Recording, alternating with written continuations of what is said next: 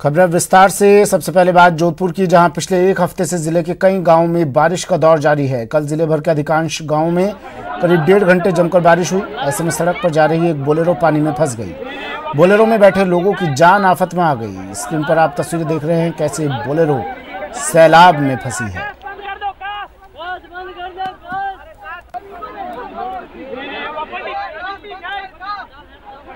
जोधपुर की तस्वीरें हैं, पानी का सैलाब, जल प्रलय और ये बोलेरो इस जल प्रलय की चपेट में। 1.5 घंटे तक जमकर बारिश हुई। कल सड़क पर पानी ही पानी और इस पानी में फंसी बोलेरो में बैठे लोगों की जान मुश्किल में पड़ी। इसके बाद लोगों ने क्रेन मंगवाकर गाड़ी को बाहर निकाला और इन लोगों को बचाया गया।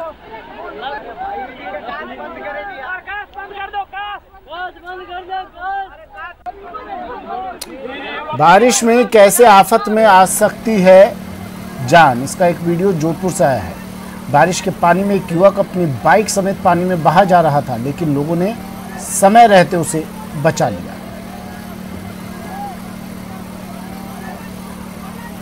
जोधपुर की ये तस्वीरें, पानी के सैलाब में बहा युवक, वहां मौजूद लोगों ने हालांकि इसे बचा लिया है, लेकिन पानी का सैलाब और बाइक के साथ ये युवक इस जल प्रलय की चपेट में।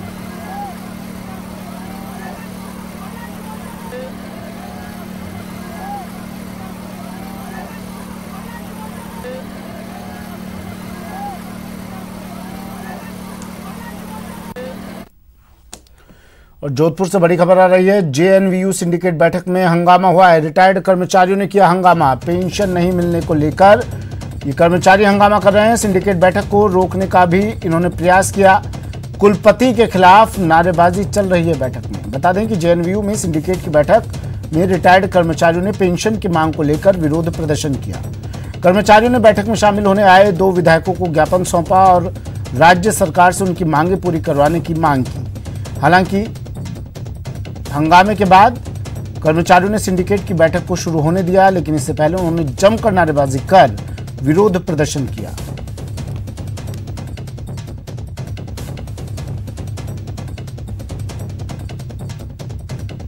मामले को लेकर जानकारी दे रहे हैं जोधपुर संवाददाता कपिल।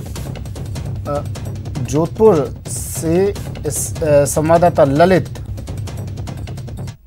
व्यास विश्वविद्यालय में सिंडिकेट की बैठक हो रही है। बैठक के बीच में रिटायर्ड कर्मचारी प्रदर्शन कर रहे हैं। मांग साफ इतनी है कि यहाँ पे इनको पेंशन नहीं मिल रही है। पिछले 6 महीने से पेंशन को लेकर ये आंदोलन कर रहे हैं और आंदोलन के बाद इनको पेंशन मिलती है। लगातार आप देख सकते हैं कर्मचारी यहाँ पे बैठे हैं। सिंडिकेट की बैठक अंदर चल रही है, लेकिन बाहर लगातार ये नारेबाजी कर रहे हैं। साफ तौर पर इनका कहना है कि विश्वविद्यालय प्रशासन बार बार आंदोलन करने के बाद भी इन तरफ कोई ध्यान नहीं दे रहा है। लगातार इस उम्र में यहाँ पे इनको विरोध प्रदर्शन करना पड़ रहा है, लेकिन विश्वविद्यालय प्रशासन कोई मानने को तैयार नहीं है। कब से आंदोलन कर रहे हैं और आज क्या करने वाले, क्या किया? आज हम कुलपति को कहना चाहते थे कि एक निश्चित कोई भी तारीख निश्चित कर लो, उस दिन हम सबको पेंशन मिल जाए। जो हमारे गांव के हमारे बहन माताएं जो विधवा हैं वो यहाँ आकर के बैंकों के चक्कर नहीं लगाए। कोई भी पॉलिसी तय करो, एक पॉलिसी तय कर लीजिए कि हम इस तारीख को पेंशन हर हालत में देंगे। पहले भी जब विश्वविद्यालय में पैसा नहीं होता था तो ओडी लेकर के लगातार पेंशन बराबर मिलती रही है, लेकिन ये चाहता है कि गवर्नमेंट के खाते में हमारे मुख्यमंत्री को बदनाम करने की साजिश रच रहा है। ना मालूम कि किस तरह से ये वास्तव आ गया। ये सीएम का गृह जिला है और गृह जिले के निवासी, मैं एक पार्षद रहा हूँ, कांग्रेस का पार्षद रहा हूँ और मुझे यहाँ पर भटकना पड़ रहा है। ये हालत इसने बना रखी है कुलपति तो ये हालत बना रखी है। बहरहाल आप देखें दूसरी तरफ पुलिस भी यहाँ पहुंची है, अंदर बैठक चल रही है। तमाम सिंडिकेट के जो विधायक है वो यहाँ पहुंचे हैं, लेकिन कहीं ना कहीं इन कर्मचारियों की साफ तौर पे मांग है कि ये जब तक इनको पेंशन नहीं मिलेगी, अब आश्वासन नहीं, एक निश्चित तारीख चाहिए ताकि इनको इस उम्र में यहाँ पे विरोध प्रदर्शन ना करना पड़े। अब देखना है कि विधायकों को ज्ञापन दिया जा चुका है, विधायकों ने ज्ञापन लिया है। इनका कहना है कि विश्वविद्यालय प्रशासन पे अब भरोसा नहीं है। जो राजस्थान सरकार के प्रतिनिधि हैं वही अब कुछ कर सकते हैं। सहयोगी शेर सिंह के साथ ललित सिंह, न्यूज़ 18 जोधपुर। और अब बात शहर शहर बिजली कर्मियों पर हमले की। कुछ तस्वीरें आपको दिखा देते हैं।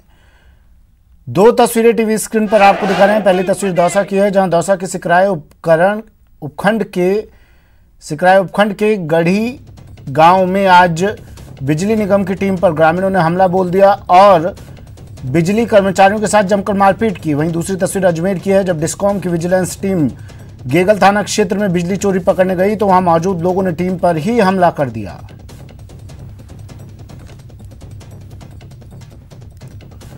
सबसे पहले बात दौसा की, जहां दौसा के सिकराय उपखंड के गढ़ी गांव में आज बिजली निगम की टीम पर ग्रामीणों ने हमला बोल दिया और बिजली कर्मचारियों के साथ जमकर मारपीट की। दरअसल बिजली विभाग की टीम बिजली चोरी रोकने के लिए गई थी। इसी दौरान किरोड़ी नामक व्यक्ति के घर बिजली चोरी का मामला मिला तो निगम की टीम ने वीसीआर भर दी। इस बात से किरोड़ी नामक व्यक्ति नाराज हो गया और आसपास के लोगों को बुला लिया। इसके बाद बिजली निगम की टीम पर हमला बोल दिया और कर्मचारियों एवं अधिकारियों के साथ जमकर मारपीट की। इस दौरान निगम की गाड़ी को भी क्षतिग्रस्त कर दिया गया। साथ ही निगम कर्मियों को कुछ देर के लिए बंधक भी बना लिया। फिलहाल बिजली निगम के अधिकारियों ने मानपुर थाने में राजकार्य में बाधा का मुकदमा दर्ज करवा दिया है और पुलिस आरोपियों की तलाश में जुटी हुई है।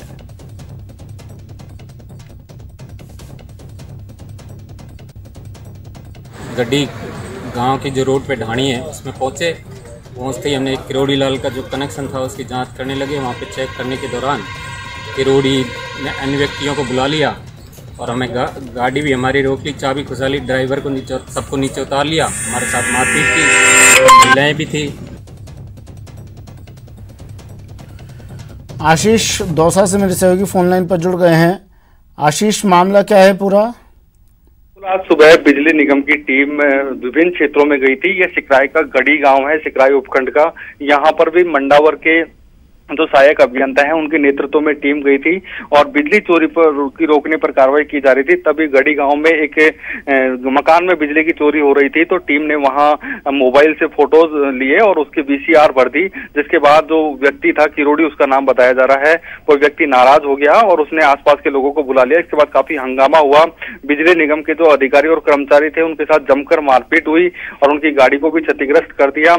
इसके बाद में जो वीसीआर को रद्द करने की मांग को लेकर उन्होंने बिजली निगम के कर्मचारियों को बंधक भी बना लिया। कुछ देर के लिए उनको वापस आने नहीं दिया। जब मानपुर थाना पुलिस को सूचना मिली तो मानपुर थाना पुलिस मौके पर पहुंची। बिजली निगम के आला अधिकारी भी मौके पर पहुंचे और हालात को काबू में पाया गया। फिलहाल अब जो बिजली निगम के अधिकारी हैं उन्होंने मानपुर थाने में मुकदमा दर्ज कराया है। राजकार्य में बाधा का मुकदमा दर्ज हो गया है। पुलिस अब तलाश कर रही है जिन लोगों ने बिजली कर्मचारियों के साथ मारपीट की थी और वीसीआर जिस मोबाइल से फोटोज लिए गए थे बिजली चोरी के, उस मोबाइल को भी छीन लिया गया था और फोटोज को डिलीट कर दिए गए ताकि वो वीसीआर नहीं भरी जा सके। जी ठीक है, शुक्रिया आशीष तमाम जानकारी के लिए। बात अजमेर की है, जहां अजमेर की बात कर लेते हैं, जहां बिजली चोरों के हौसले कितने बुलंद हैं इसकी एक बानगी आज सुबह देखने को मिली। सुबह जब डिस्कॉम की विजिलेंस टीम गेगल थाना क्षेत्र में बिजली चोरी पकड़ने गई तो वहां मौजूद लोगों ने टीम पर ही हमला कर दिया। कई लोगों ने कर्मचारियों के साथ हाथापाई भी की। विजिलेंस की गाड़ी के शीशे भी तोड़ दिए। विजिलेंस टीम को रोकने के लिए करीब 50 लोग जुट गए। गगवाना जीएसएस के पास रहने वाले इरफान की बिजली चोरी पकड़ने के दौरान पूरी घटना हुई। मामले की सूचना के बाद गेगल थाना पुलिस मौके पर पहुंच गई।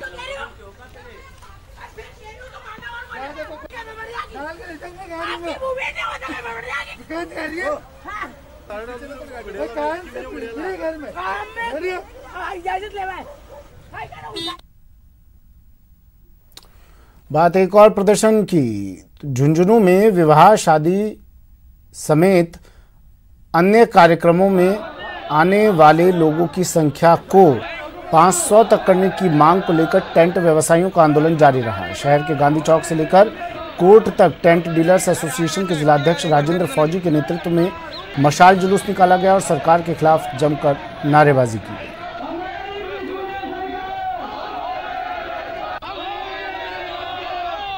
तो ये हमारा क्या कि राज्यव्यापी आंदोलन है।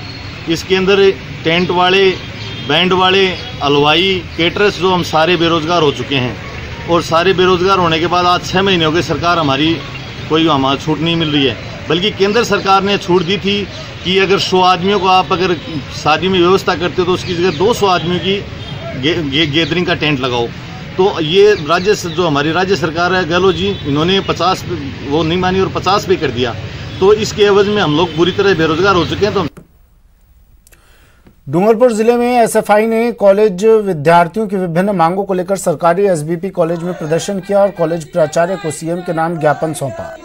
ज्ञापन में एसएफआई ने सरकार से कॉलेज में प्रथम वर्ष की सीटें, सेक्शन बढ़ाने और छात्रवृत्ति का भुगतान करने की मांग की है। वहीं मांगे पूरी नहीं होने पर आंदोलन की चेतावनी दी है।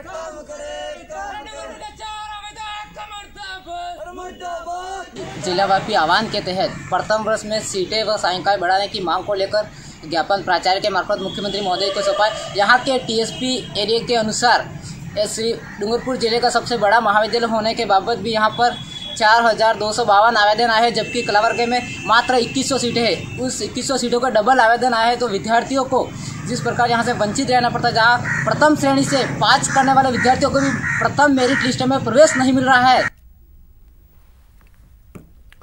खबर दौसा के सिकंदरा की, जहां दो पड़ोसियों में विवाद इतना बढ़ गया कि दोनों एक दूसरे के खून के प्यासे हो गए। आंगन को ही जंग का मैदान बना दिया, फिर जमकर पत्थरबाजी हुई। बता दें कि दौसा के सिकंदरा के समीप राजौरिया में दो पड़ोसियों में जमीन को लेकर विवाद चल रहा था।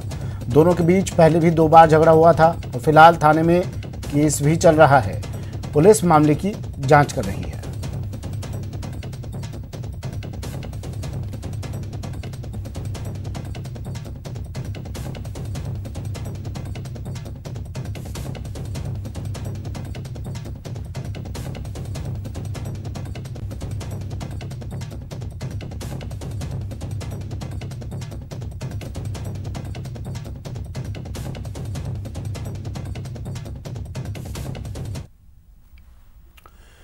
भरतपुर में नगर निगम की लापरवाही का खामियाजा आम जनता ही नहीं बल्कि बेजुबान पशु भी भुगत रहे हैं। शहर की दीनदयाल नगर कॉलोनी में बरसात के बाद सड़क ने दलदल का रूप ले लिया, जिसके चलते वहां से गुजर रही एक गाय उस दलदल में फंस गई, जिसके बाद स्थानीय लोगों ने गाय को निकालने के काफी प्रयास किए, लेकिन दलदल में से गाय नहीं निकल पाई। दलदल में फंसी गाय भी काफी देर तक निकलने के प्रयास में लगी रही और जब हार गई तो वो दलदल में ही पानी पी लूंगा। अब इंतजार है कि नगर निगम से कोई कर्मचारी जेसीबी लेकर आए और गाय को निकाले।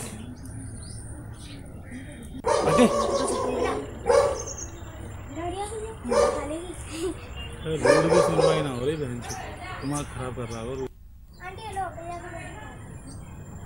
ये फंसी पड़ी हुई है, काफ़ी टाइम हो गया और कई बार मैंने फ़ोन कर दिया, नगर निगम के लिए कर दिया, पार्षद के लिए भी कर दिया है और अपना ये इंस्पेक्टर है यहाँ का, उसके लिए भी फ़ोन कर दिया, पर अभी तक कोई सुनवाई नहीं हो रही है इनकी। ये कि और काफ़ी दिनों से परेशान हो रहे हैं और सड़क भी खराब है यहाँ तक की।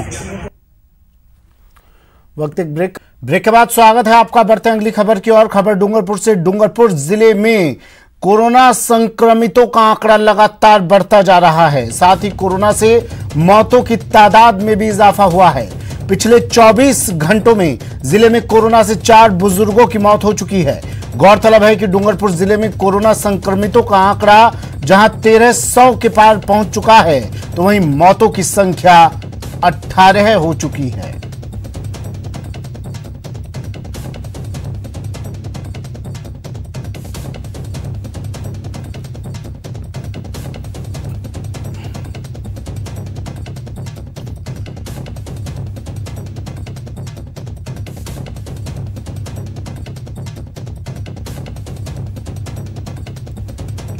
कोरोना का लगातार बढ़ता आंकड़ा, डूंगरपुर का ये आंकड़ा, ये तस्वीर 24 घंटे में 4 बुजुर्गों की मौत कोरोना से हो चुकी है। डूंगरपुर में लगातार मृतकों का आंकड़ा बढ़ रहा है। संक्रमितों की गिनती में भी इजाफा हो रहा है। 1300 के पार पहुंच चुकी है संक्रमितों की संख्या। मौतों की संख्या डूंगरपुर में 18 हो चुकी है।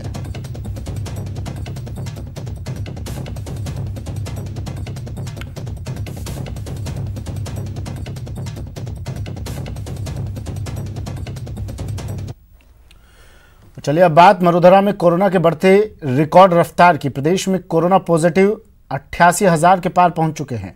मरुधरा में आज 718 नए पॉजिटिव मामले मिले हैं। प्रदेश में संक्रमितों का आंकड़ा 88,515 तक पहुंच गया है। कोरोना से अब तक 1,116 की मौत हो चुकी है। 71,990 केस पॉजिटिव से निगेटिव भी हुए हैं। इलाज के बाद 70,926 लोगों को डिस्चार्ज भी कर दिया गया है। राजस्थान में इस वक्त 15,409 एक्टिव केस है। आज 91 मरीजों को रिकवर किया गया, उन्हें डिस्चार्ज भी कर दिया गया। देखिए 2 दिन पहले हमारे यहाँ पे 11 पॉजिटिव आए थे, तो उस संदर्भ में हमने लोगों को अवेयरनेस फैलाने के लिए एक फ्लैग मार्च भी किया था। Flag march in the sense कि हम एक तरह से वो जागरूकता रैली थी कि लोगों को समझ में आए, उसको समझाइश करें। और हमने ये भी जैसे हमारे सरकार के आदेश हैं और हमारे माननीय कलेक्टर महोदय भी ये चाहते हैं कि ज़्यादा से ज़्यादा सैम्पलिंग हो। सैम्पलिंग ज़्यादा होगी तभी हमें पता चल पाएगा कि बीमारी कहाँ है और कहाँ नहीं है, नहीं तो लोग अंधेरे में या अविश्वास में रहते हैं। बात श्रीगंगानगर की, जहां सूरतगढ़ में सरस डेयरी के अधिकृत बूथ से खरीदे हुए घी के इस्तेमाल से चर्म रोग सहित अन्य स्वास्थ्य संबंधी परेशानी होने का मामला सामने आया है। उपभोक्ता जसराम बोगालिया ने हनुमानगढ़ डेयरी में निर्मित 5 किलो देसी घी सूरतगढ़ में इंदिरा सर्किल स्थित डेयरी के अधिकृत बूथ से खरीदा था। उपभोक्ताओं ने बताया कि जब डेयरी के अधिकारियों से संपर्क किया तो बात को दबाने की कोशिश शुरू की गई। किसान संघर्ष समिति के संयोजक राकेश बिश्नोई ने बताया कि बचे हुए घी के बंद पैकेट को वो लोग दिल्ली या हैदराबाद की लैब से जांच करवाएंगे। सारे मामले उजागर करके दोषियों के खिलाफ कार्रवाई करवाएंगे और आम जन को न्याय दिलवाएंगे। घी का मामला सरस डेयरी से हम घी लेके गए, हमें नहीं लगा कि ये सरस घी है या नहीं। हमने खाने के बाद में इसको चेक किया तो हमें लगा सरस नहीं है। हम वापस डेयरी के अंदर आए, डेयरी के प्रबंधक ने यह स्वीकार किया, यहाँ का जो प्रभारी है स्कूटर का उसने स्वीकार किया है कि ये सरस घी नहीं है, इसकी आप जांच करवाइए। कोटा में स्मार्ट सिटी प्रोजेक्ट्स के साथ नगर विकास न्यास की ओर से करवाए जा रहे फ्लाईओवर, अंडरपास और सौंदर्यीकरण के प्रोजेक्ट्स भी गतिमान हैं। यूडीएच मंत्री शांति धारीवाल के निर्देश पर सभी प्रोजेक्ट्स की मॉनिटरिंग हो रही है कि वक्त पर गुणवत्ता के साथ प्रोजेक्ट्स जनता को समर्पित किए जा सकें, जिसके लिए अब दिन रात प्रोजेक्ट्स पर कार्य किया जा रहा है। वहीं मंत्री शांति धारीवाल 1000 करोड़ से ज्यादा के प्रोजेक्ट्स का फीडबैक भी ले रही हैं। इसमें लगे हुए हैं। बाकी ये अंडरपास जो बन रहा है, कोटा का सबसे बड़ा अंडरपास है, इसके लिए पूरे दिनों रात हम लगे हुए हैं, तय वक्त पे पूरे होंगे। और सर्किल के अंदर भी एक्सकेशन हो चुका है, बाकी इधर चल ही रहा है।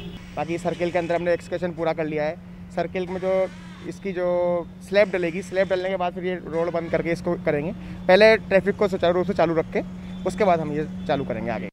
कोरोना का संक्रमण कोटा में लगातार जारी है, लेकिन उन सब के बीच यहाँ पर चल रहे हज़ारों करोड़ रुपए के विकास कार्य भी अनवरत जारी हैं। दिन रात जो है कोटा में जो प्रोजेक्ट्स हैं, फ्लाईओवर, अंडरपास, इसके अलावा सौंदर्यीकरण के जो प्रोजेक्ट्स हैं वो पूरी तरह से उनको दिन रात जो है उसमें मजदूर जुटे हुए हैं और उन प्रोजेक्ट को तय वक्त पर करने की निर्देश क्योंकि यूडीएच मंत्री शांति धारीवाल की तरफ से दिए गए हैं। उनके महत्वाकांक्षी प्रोजेक्टों में ये सब शुमार है। ये आप देख सकते हैं कोटा का ऐतिहासिक चौराहा है जो कोटा को इस्टेब्लिश करता है, कोटा की पहचान बताता है। यहाँ पर जो है बड़ा अंडरपास बनाया जा रहा है। 22 फीट की गहराई जो है इस जगह पर कर दी गई है और चारों तरफ से अभी भी यातायात यहाँ से सुचारू रूप से जारी है। बैरिकेड्स जो है यहाँ पर लगा दिए गए हैं और कोशिश ये की जा रही है कि तय वक्त पर प्रोजेक्ट पूरा हो। दिन रात यहाँ पर क्योंकि कोरोना की वजह से मजदूरों की समस्या भी आई, लेकिन प्रोजेक्ट की गति नहीं रुकी और प्रोजेक्ट अपनी गति से चल रहे हैं। यूडीएच मंत्री शांति धारीवाल लगातार प्रोजेक्ट को लेकर चिंतित है और लगातार वो संपर्क भी करते हैं स्थानीय अधिकारियों से कि प्रोजेक्ट किस गति से चल रहा है। जी, आपसे जानना चाहेंगे जो प्रोजेक्ट चल रहा है, ये प्रोजेक्ट जो है अपने तय वक्त पर पूरा हो जाएगा? बिल्कुल पूरा होगा, तय वक्त पर पूरा होगा। क्या क्या काम अभी हो रहे हैं? ये इसका जो अंदर का एक्सकेशन करके और स्लैब डाल के इस रोड को वापस चालू करेंगे। उसके बाद जो रोड है उसको बंद करेंगे ताकि पब्लिक को आवागमन में परेशानी ना हो। सेफ्टी का पूरा ध्यान रख रहे हैं, इसकी डेप्थ आप देख ही रहे हैं कितनी डेप्थ आ रही है। उसके बाद इस रोड को उसके बाद खोदेंगे और उधर की भी स्लैब डालेंगे। उसके बाद उस रोड को बंद करके जो अपने झालावाड़ से रोड आ रहा है अपने एरोड्रम के लिए, उस रोड को तब बंद करेंगे जब इसकी स्लैब डाल के इसको चालू कर देंगे। तो उसके बाद उस छत को डालेंगे, फिर उस रोड को बंद करेंगे ताकि पब्लिक को बिल्कुल परेशानी ना हो। कोटा में जो है कोटा स्टेशन से लेकर के झालावाड़ रोड तक जो भी मुसाफिर निकलेगा, जो भी वाहन निकलेगा, उसको कोई रेड लाइट नहीं मिलेगी। सीधा वो जो है कोटा को पार कर जाएगा, कोटा शहर में से होता हुआ निकलेगा और ग्रीन लाइट उसको यहाँ पर मिलेगी। उम्मीद की जानी चाहिए जिस तरह से प्रोजेक्ट्स को लेकर के गंभीरता दिखाई जा रही है, तय वक्त पर पूरे होंगे और कोटा की जनता को समर्पित भी जल्द किए जाएंगे। कैमरा पर्सन मुकेश शाक्यवाल के साथ शाकिर अली, न्यूज़ 18 कोटा। वक्त एक ब्रेक का है। ब्रेक के बाद आपको दिखाएंगे होनहार पर पड़ी लापरवाही की मार।